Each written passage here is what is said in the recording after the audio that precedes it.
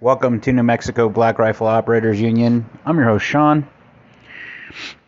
Never in any other industry, I believe, would you run into the maxim that you get what you pay for actually happens with 2A products. Whether it's ammunition, whether it's rifles, whether it's gun cases, whether it's pistols, whether it's magazines, doesn't matter. You get what you pay for. And what I mean by that is that there's some that look really good quality. Case in point, certain magazines by a certain company, starts with a P. Their magazines look great until you try one. Then you find out that about 1 in every 3 magazines is okay. Now, it's okay if you buy a crap ton of them and they run. Okay?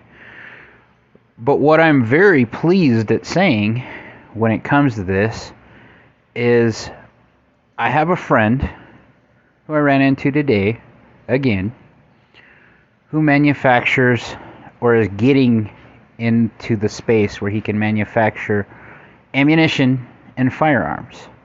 And he's doing it locally here.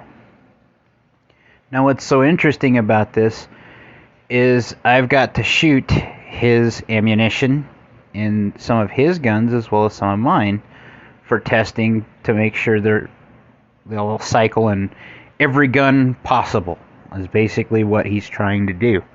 That's to make sure that his loads are dead on, the quality's dead on, as good as it can be at the price point he's giving. But what I'm saying is that it's that quality, that attention to detail. In the 2A community, every brand that's worth its weight in any fashion will take input from us, the community itself, and they will start adjusting accordingly. So even that company that starts with a P has started getting better. What happens is reputation builds, and reputation is a big thing in the 2A. For instance, that same guy I was talking about, I know him by his frame. He's a good friend of mine for many years now. And I went to see my mom today, and he was across the street, and I said, "Hey, man, what's up?" And then we started talking. But it reminded me about the ammunition and his other gig. He has a job that that he does all the time that's pretty well paying, that allows him to invest in other things. One of them is this other company, and it's called Go Rogue. He won't tell me that I can't advertise for him on my limited audience anyway, but and he also knows my politics. But what I like, though, is that the sheer quality of what he's doing. Okay, this is a man that I know personally that he sees it as not just his name is on the product, but his reputation, and he wants to make the best product he possibly can that the consumer will get, that doesn't break the bank, but gives him enough profit to keep the company going. That's called capitalism. That's called what Americans do. But then you start looking at other companies like Palmetto State Armory. They do the same thing, guys. They're just bigger. And they've had more capital investment there too. So while you may get pissed off at them for some of the stuff that they make, or you may think that they're making substandard product, they're not. They're making it at a certain price point. If you buy a Daniel Defense gun, okay, I'm saying them specifically because they will not dispute this. They are bulletproof. They are expensive as hell, but there's a reason why. They look for every single component that they can upgrade. They upgrade it and have it manufactured to a certain tolerance and standard that is at a premium for the AR-15 class rifle. Okay? What that gets you, though, is it gets you not just reputation. It's supposed to get you quality beyond reproach. Okay? So if you settle for something that's like Palmetto State Armory or Anderson, you need to understand that they're not making crap. They're just making things at a price point, and it has to fit a certain need and a certain role. So they may have some machining problems that you see, like there may be milling marks on them. You know, if it still works, what's the problem? However, this introduces another problem, is because they aren't made to those exacting standards that some other companies are. Sometimes a part will slip through no matter what kind of quality of inspection or service they do to make sure that everything they turn out is as good as it possibly can be. Something will slip through. Now, it will damage their reputation, but the best thing they can do is stand behind their product, get it right, get the new product to the person, or make it right however you can. Okay?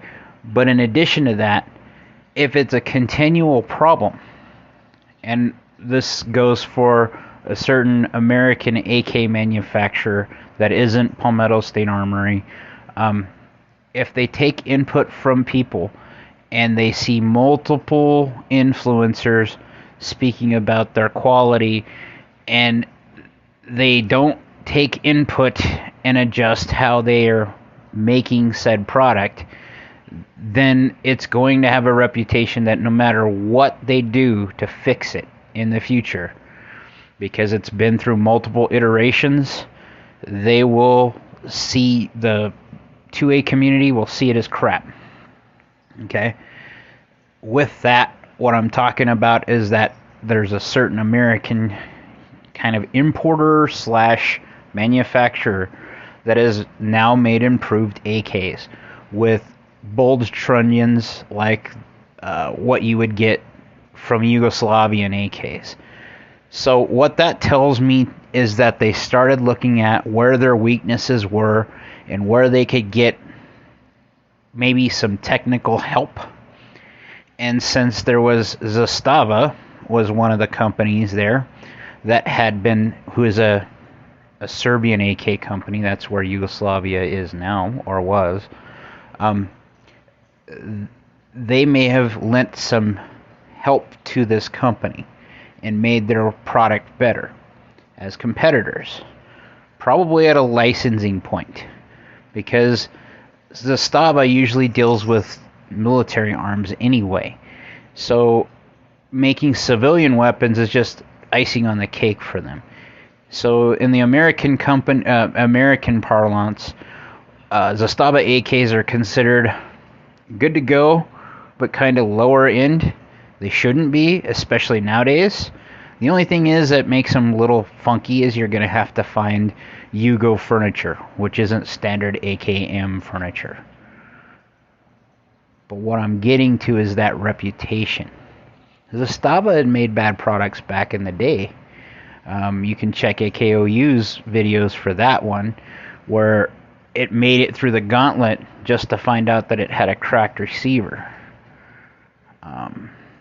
Now, that's a real harsh test on any rifle, and Robski would tell you that. However, it shouldn't have failed in the way it did at the very, very end. Zastava sounds like they took input, fixed their product, and it later finished the gauntlet and then some. Okay? I think Zastava is a great company, but you see what I'm talking about, that reputation in the 2A. You cannot turn out a bad product consistently without catching a reputation that will destroy your company or severely limit your company, if anything else. That's kind of what I like about the 2A, is it is one of those places in the market of ideas and spaces that exist that still is 100% capitalism and 100% merit based.